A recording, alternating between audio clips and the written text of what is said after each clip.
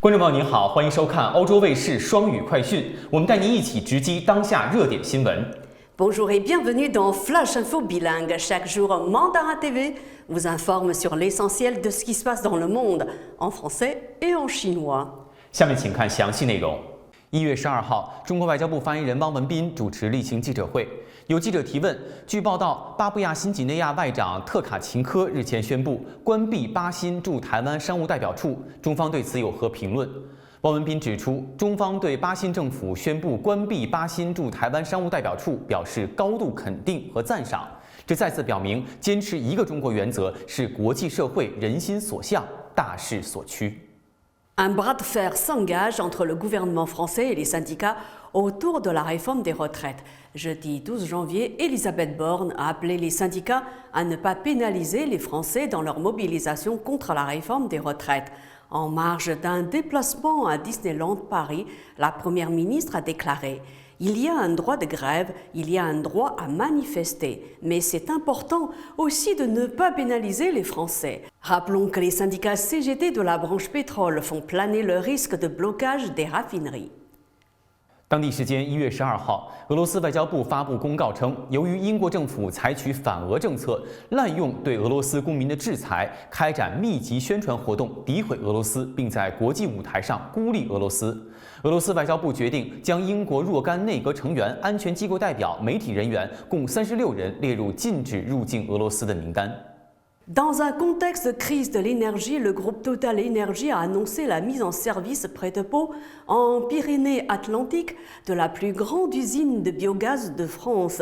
Elle sera alimentée principalement pour l'instant avec des rebuts de la transformation du maïs. Le biogaz est du gaz qui n'est pas d'origine fossile et émane de la décomposition et du traitement de déchets organiques. C'est la même molécule de méthane que le gaz naturel qui peut être injecté dans les gazoducs.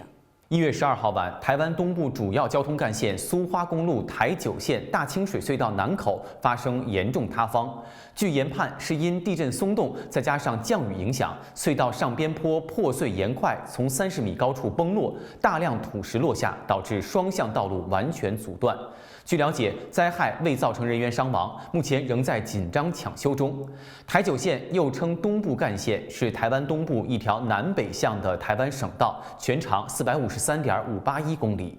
Selon un sondage de New Europe Center, qui est un groupe de réflexion ukrainien pro-européen, Emmanuel Macron n'inspire pas confiance aux Ukrainiens.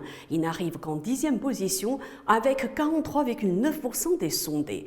Le président polonais Duda arrive en première position avec 86,8%, suivi de Joe Biden, 79,4%, et Ursula von der Leyen, 73%. Il est également devancé par le chancelier allemand Olaf Scholz et le premier ministre britannique Rishi Sunak. 当地时间1月12号下午，中国驻韩国大使邢海明在首尔接受中新社记者采访，就当前有关中国公民入境韩国所遭受不公正待遇作出回应。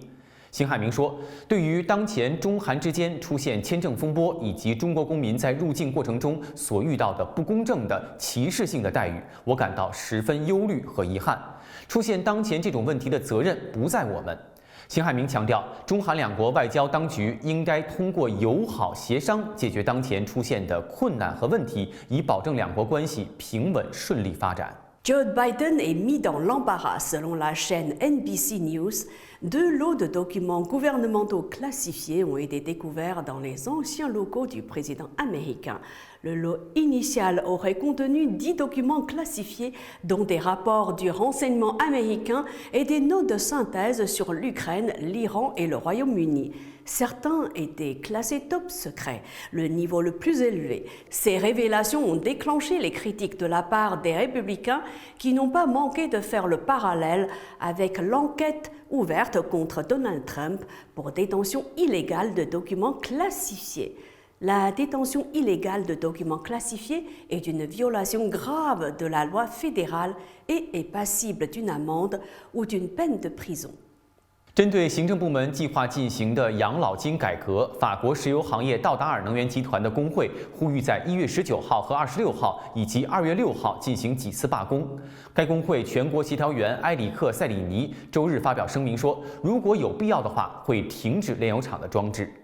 Et on passe à présent au chapitre géopolitique. Hier, le 11 janvier, les États-Unis et le Japon ont convenu que leur accord de sécurité et de défense s'appliquait également à l'espace.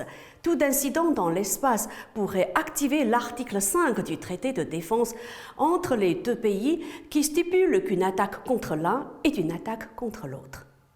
据媒体报道，英国传奇吉他手杰夫·贝克于英国当地时间1月10号因病去世，享年78岁。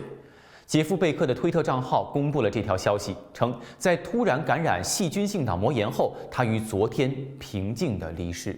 Dans un entretien publié mercredi 11 janvier par Le Parisien, Brigitte Macron s'est dite favorable au port de l'uniforme à l'école. J'ai porté l'uniforme comme élève, 15 ans de jupette bleu marine, pull bleu marine, et je l'ai très bien vécu. Cela gomme les différences, on gagne du temps, c'est chronophage de choisir comment s'habiller le matin, a déclaré la première dame, interrogée par 7 lecteurs du quotidien. 以上就是本期双语快讯的全部内容。更多资讯，请关注欧洲卫视 YouTube 频道及微信视频号。 C'est la fin de cette émission, merci de l'avoir suivi. N'hésitez pas à vous abonner à Mandarin TV YouTube pour nous suivre à tout moment. 感谢您的收看，咱们下期节目再见。À bientôt.